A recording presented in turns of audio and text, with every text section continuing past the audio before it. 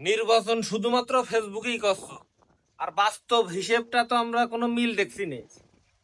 আমার টাকার হিসেব কই? আইএমএফ এর অনুযায়ী বর্তমান রিজার্ভ আছে 29.30 বিলিয়ন ডলার। প্রবাসীরা 2024-25 অর্থ বছরে 30.33 বিলিয়ন ডলার রেমিটেন্স পাঠাইছে বাংলাদেশে, শুধুমাত্র এক বছরে। প্রবাসী গার্মেন্টস বা অন্যান্য খাতের টাকা পয়সা কোথায় গেল?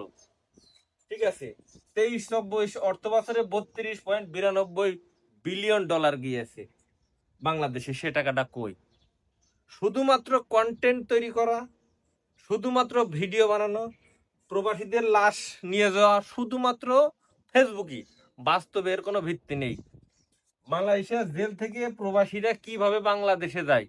ভোট তো আমরা এখান থেকে প্রবাসীরা ভোট দিইনি। প্রবাসীরা ভোট থেকে বাদানের সমস্ত জিনিস পাঠিয়ে বাংলাদেশ গড়ছে।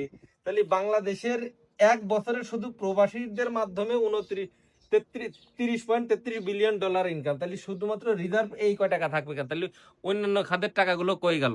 এত টাকা রেমিটেন্স পাঠাচ্ছে, তারপরে বাংলাদেশ কেন কলা গাছের মিসাইল নিয়ে শো পরিদর্শন করবে?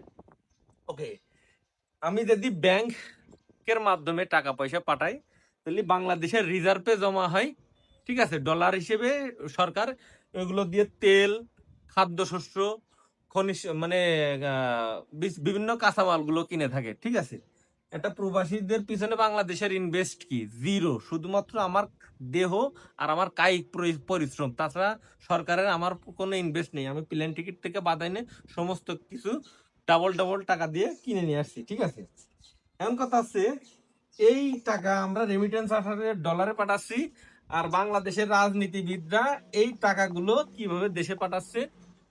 বিশ্বে যে 50টা 100টা 200টা 500 টাকার বিল্ডিং তৈরি আছে, এটা একটা বেসিক ধারণা আপনাদের বুঝাই দিই, ঠিক আছে। এই যে টাকাটা আমি রেমিটেন্স আকারে বাংলাদেশে পাঠাচ্ছি, ঠিক আছে। পাঠানোর পরে বাংলাদেশ এই রিজার্ভে টাকা জমা আছে, ঠিক আছে। যদি আমি ব্যাংকিং খাতে না পাঠাই, যদি হুন্ডির মাধ্যমে টাকা পাঠাই, তাহলে বাংলাদেশে কিন্তু টাকা পাঠাচ্ছি না, বাংলাদেশের থেকে আমি টাকা নিয়ে আসছি। আপনার আমার কথা কিন্তু বুঝেন।